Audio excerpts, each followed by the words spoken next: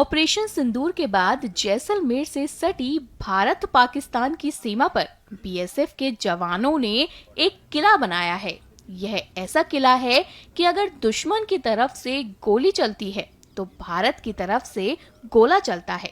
हाल ही में हमने देखा था कि किस तरह से बीएसएफ का तोपखाना पाकिस्तानियों के होश उड़ाने के लिए तैयार था। भारत पाकिस्तान सीमा पर तैनात बीएसएफ की इन तोपों की आवाज से पाकिस्तान थर्रा रहा था। ऑपरेशन सिंदूर के बाद बदहवास पाकिस्तान ने अपनी फौज लोंगेवाला के सामने अपने क्षेत्र में इकट्ठा करना शुरू कर दी थी और ड्रोन अटैक भारतीय क्षेत्र में किए थे। लेकिन पाकिस्तान का ड्रोन अटैक फेलियर होने के बाद पाकिस्तान ने मिसाइल अटैक शुरू किया था, तो बीएसएफ ने भी अपनी आर्टिलरी से गोले दागे, जिससे पाकिस्तान कांपने लगा। वहीं ऑपरेशन सिंदूर के बाद जवानों का जोश हाई दिख रहा है। हाल ही में बीकानेर में गुरुवार को प्रधानमंत्री मोदी ने कहा कि गोली का जवाब गोले से दिया जाएगा। वहीं सुनिए इन सब पर बीएसएफ के जवानों ने अब क्या कहा है। बड़ी एक्यूरेसी है इनकी, बहुत अच्छी प्रैक्टिस करते हैं, क्योंकि ये हमारा जो इनका प्रैक्टिस है बेसिकली ट्रेनिंग है। ट्रेनिंग चाहे हम हमारे कार्बियों की बात करूं, आर्टिलरी की बात करूं या किसी और वेपन सिस्टम की बात करूं, हमारी उस दर्जे की होती है कि जब जरूरत पड़े तो हम बिल्कुल सटीक निशाना लगाएं। और उसका जीता जागता उदाहरण आपने जम्मू में और एलसी पर भी देखा है, जहां पर हमारे जो बटालियन का तोपखाना होता है टी-1 मोर्टार वगैरह से, वहां पर उनके कई सारे पोस्ट को बर्बाद किया गया है। सबसे पहले ये हमारा HE सेल जो कि हम इस गन से फायर करते हैं, इसको हम लगभग 20 किलोमीटर तक फायर कर सकते हैं। और जहां पर ये सेल जाकर गिरता है वहां पर दुश्मन इसके धमाके से ही डर जाता है। और इसका यदि हम मार डालने का इलाका की बात करें तो 50 मीटर चारों तरफ ये दुश्मन को बर्बाद करने में सक्षम है। इसके बाद नेक्स्ट हमारा, इसको हेज के नाम से जाना जाता है। यदि दुश्मन का टैंक हमारी तरफ एडवांस करते हुए आता है तो हम उसको इस सेल के द्वारा बर्बाद कर सकते हैं।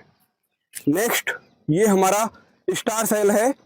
दुश्मन रात में क्या एक्टिविटी कर रहा है उसको हम देखने के लिए इस स्टार का प्रयोग करते हैं। दुश्मन को हम इंडिकेट भी कर सकते हैं और रात में इससे रोशनी करके दुश्मन को देखा जा सकता है।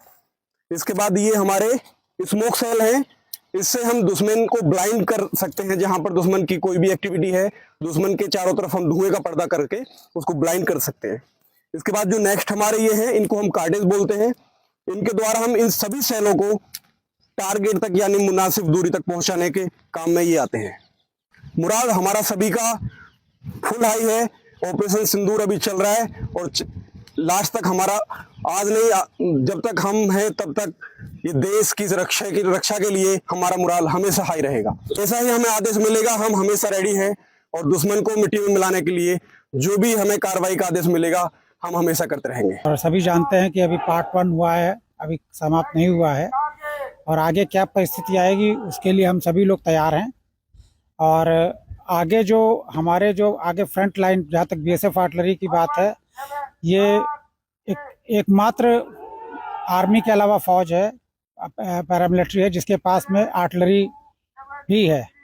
और ये आर्टिलरी जो हमारे बॉर्डर के ऊपर, जो 0 IB के ऊपर जो हमारे बीएसएफ के जवान तैनात हैं, बीएसएफ की बटालियन से तैनात है, वो जो 24 घंटे दुश्मन के हर एक हरकत पे नज़र रखे हुए हैं। अगर जो उधर से किसी भी तरह की हिमाकत की जाती है, किसी भी प्रकार का प्रयास होता है, लड़ाई की संभावना बनती है, कोई अटैक होता है, किसी तरह का होता है, तो उनकी किसी भी गोले से जवाब देने के लिए हम अपने ट्रूप्स के साथ में पूरी हमेशा तैनात हैं।